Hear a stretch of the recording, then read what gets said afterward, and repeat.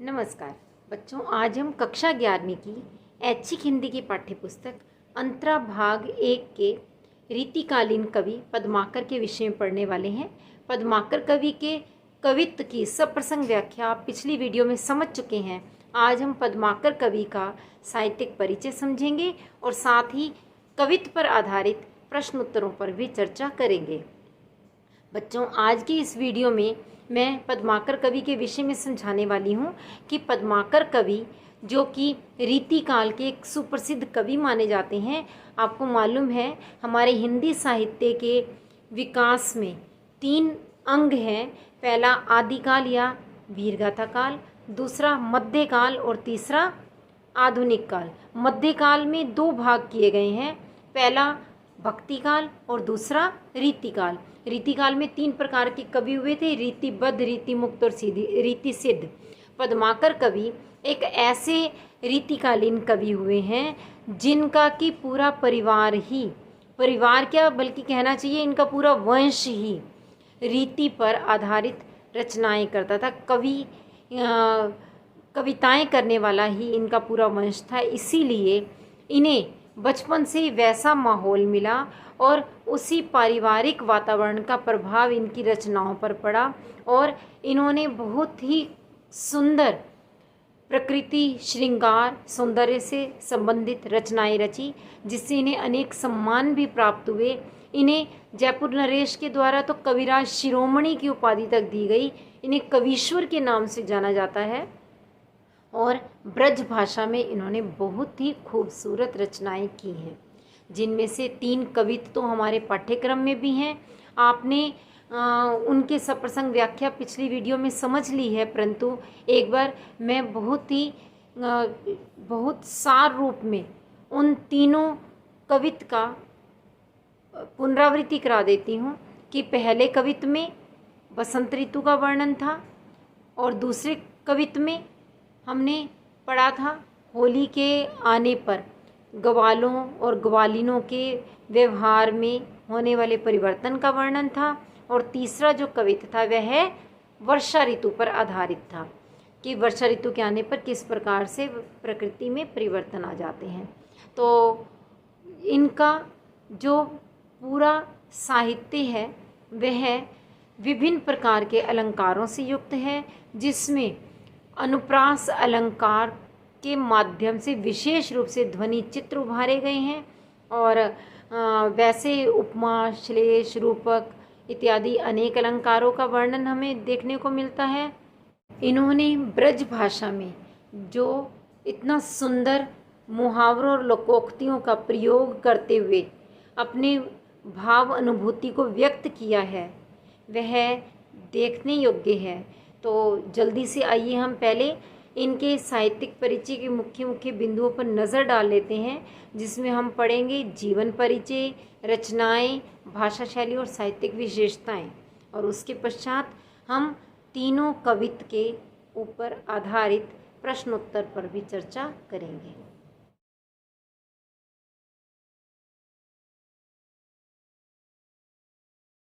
आइए जाने कवि पद्माकर का साहित्यिक परिचय, जिसमें सबसे पहले हम देखेंगे जीवन परिचय।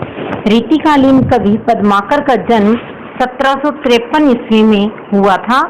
वे बांदा उत्तर प्रदेश के निवासी मोहनलाल भट्ट के पुत्र थे। उनके परिवार का वातावरण कवित्वमय था। उनके पिता के साथ साथ उनके कुल के लोग भी कवि थे, अतः उनके वंश का नाम ही कवीश्वर पड़ गया था। वे अनेक राज दरबारों में रहे। बूंदी दरबार की ओर से उन्हें बहुत सम्मान, दान आदि मिला। पन्ना महाराज ने उन्हें बहुत से गांव दिए। जयपुर नरेश ने उन्हें कविराज शिरोमणि की उपाधि दी और साथ में जागीर भी। उनकी मृत्यु 1833 ईस्वी में हुई। अब दूसरे स्थान पर आती हैं रचनाएं। इनकी रचनाओं में हिम्मत बहादुर, विरुदावली, पद्माभरण, जगत विनोद, राम रसायन, गंगा लहरी आदि प्रमुख हैं। अब तीसरे स्थान पर आता है भाषा शैली। पद्माकर की भाषा सरस, सुव्यवस्थित और प्रवाहपूर्ण है। इन्होंने ब्रज भाषा का प्रयोग किया, कवित्व और सवैया छंद का सुंदर प्रयोग किया जिसमें मुहावरों और लोकोक्तियों का अद्भुत प्रयोग किया गया है। अब चौथे स्थान पर आती हैं इनकी साहित्यिक विशेषताएं। पहली विशेषता है पद्माकर ने सजीव मूर्त विधान करने वाली कल्पना के द्वारा प्रेम और सौंदर्य का मार्मिक चित्रण किया है। सजीव मूर्त विधान करने से अभिप्राय क्या हुआ कि इन्होंने प्रेम और सौंदर्य का जो वर्णन किया है उसे पढ़कर ऐसा लगता है मानो वह सौंदर्य हमारी आंखों के सामने साकार रूप लेकर के खड़ा हो गया हो। दूसरा बिंदु है लाक्षणिक शब्दों के प्रयोग द्वारा वे सूक्ष्म से सूक्ष्म भाव अनुभूतियों को सहज ही मूर्तिमान कर देते हैं, अर्थात बिल्कुल बारीक से बारीक भावनाएं भी एकदम हमारे सामने सजीव हो उठती हैं। उनके ऋतु वर्णन में भी इसी जीवंतता और चित्रात्मकता के दर्शन होते हैं। तीसरा बिंदु उनके अलंकारिक वर्णन का प्रभाव परवर्ती कवियों पर भी पड़ा, काव्य गुणों का पूरा निर्वाह किया। परवर्ती कवियों से अभिप्राय जो पद्माकर के बाद में आने वाले कवि हैं। जो पहले आते हैं उन्हें पूर्ववर्ती कहा जाता है और इनके बाद होने वाले कवियों को परवर्ती कवि कहा जाता है।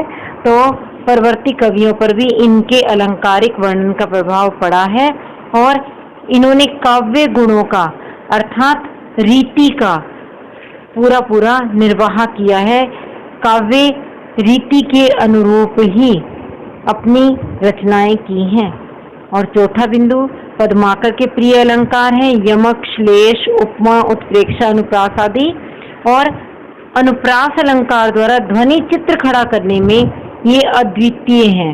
अद्वितीय मतलब जिसके जैसा कोई दूसरा ना हो। इसी कारण आचार्य रामचंद्र शुक्ल ने उनकी भाषागत शक्ति और अनेक रूपता की तुलना तुलसीदास की भाषागत विविधता से की है। इस प्रकार स्पष्ट पता चलता है कि वे रीति काल के एक अत्यंत महत्वपूर्ण कवि रहे हैं। आइए अब देखते हैं इसके प्रश्न उत्तर। पहला प्रश्न, पहले छंद में कवि ने किस ऋतु का वर्णन किया है? तो उत्तर क्या होगा? पहले छंद में कवि ने बसंत ऋतु का वर्णन किया है। दूसरा, इस ऋतु में प्रकृति में क्या परिवर्तन होते हैं? तो बच्चों आपको बसंत ऋतु में होने वाले परिवर्तन बताने हैं जो कि हमने पहले कवित्व में पढ़े कि इस ऋतु में बाग बगीचों में भंवरों की भीड़ बढ़ जाती है, तरह तरह के फूल खिल जाते हैं, आम के पेड़ों की डालियों पर बौर आ जाता है, पक्षियों का समूह अलग ही प्रकार से आवाजें करने लगता है। तीसरा प्रश्न, ओरे की बार बार आवृत्ति में अर्थ में क्या विशिष्टता उत्पन्न हुई है? ओरे की बार बार आवृत्ति से यह विशिष्टता उत्पन्न हुई है कि बसंत का सौंदर्य ज्यादा प्रभावी ढंग से उभर कर सामने आया है। बसंत के आगमन पर प्रकृति और लोगों के मन में जो चमत्कारी परिवर्तन आया है उसे यह शब्द व्यंजित करने में पूरी तरह सफल है। इस शब्द से यह ध्वनित होता है कि अब तक के सौंदर्य और वातावरण में और ही प्रकार की वृद्धि हो गई है। बाग बगीचों में भंवरों की भीड़ बढ़ गई है और उनकी गुंजार में नयापन आ गया है। यह ओरे शब्द से व्यंजित होता है। चौथा प्रश्न, होली के अवसर पर सारा गोकुल गांव किस प्रकार रंगों के सागर में डूब जाता है? दूसरे छंद के आधार पर लिखिए। तो इसका उत्तर क्या होगा कि होली के अवसर पर सारा गोकुल गांव होली के ही रंग में डूब जाता है क्योंकि गवाले दौड़ दौड़कर घरों के पिछवाड़े में या पड़ोस के द्वारों तक जाते हैं, होली खेलते हैं, चारों ओर होली की मस्ती है और ऐसे में एक गोपी पर श्री कृष्ण के प्रेम का रंग चढ़ जाता है जिसे वह निचोड़ना नहीं चाहती, वह उसी में डूबे रहना चाहती है। इस होली के वातावरण में कोई किसी का लिहाज नहीं कर रहा है, ना कोई कुछ सुनने को तैयार है और ना ही किसी के बारे में कुछ भी कहा जा सकता है। पांचवा प्रश्न, बोरत तो बोरियों पे निचोरत बने नहीं। इस पंक्ति में गोपिका के मन का क्या भाव व्यक्त हुआ है? इस पंक्ति से यह भाव व्यक्त हुआ है कि गोपिका श्याम रंग में अर्थात कृष्ण के प्रेम के रंग में डूबी हुई है और वह इसी स्थिति में रहना चाहती है, इसे निचोड़ना नहीं चाहती, क्योंकि उसे लगता है कि यदि वह निचोड़ेगी तो उससे श्री कृष्ण के प्रेम का रंग भी कहीं निकल ना जाए। छठा प्रश्न, तीसरे पद में कवि ने सावन ऋतु की किन किन विशेषताओं की ओर ध्यान आकर्षित किया है? तो इसका उत्तर होगा कि सावन ऋतु में बाग बगीचे में भंवरों का गुंजार हो रहा है, जो सावन के मल्हार राग की भांति प्रतीत होता है। दूसरे, इस ऋतु में अपना प्रियतम प्राणों से भी प्यारा लगता है। और तीसरे, चारों ओर मोरों का शोर सुनाई देता है, हिंडोलों की छवि का एहसास होता है और सावन के महीने में प्रेम बरसता है तथा झूला झूलना बहुत ही अच्छा लगता है। अंतिम प्रश्न, गुमानों ते मानों ते में क्या सौंदर्य छिपा है? तो इस पंक्ति में यह सौंदर्य छिपा है कि वर्षा ऋतु में प्रिय का मान करना यानी रूठना भी अच्छा लगता है और वर्षा ऋतु मिलन की ऋतु है, इसमें प्रिय को मनाना भी आनंद देता है। बच्चों, मैं समझती हूँ कि आपको यह साहित्यिक परिचय व प्रश्न उत्तर अच्छी तरह से समझ आ गए होंगे और यदि फिर भी आपकी कोई समस्या रह गई है तो आप मुझे उसे कमेंट बॉक्स में लिख करके भेजिए। मैं यथासंभव उस समस्या को दूर करने का प्रयास करूँगी। और यदि आपको ये वीडियो अच्छा लगा तो आप इसे लाइक कीजिए, शेयर कीजिए और बेल आइकॉन को भी दबाइए, साथ ही चैनल को भी सब्सक्राइब अवश्य कीजिए। धन्यवाद।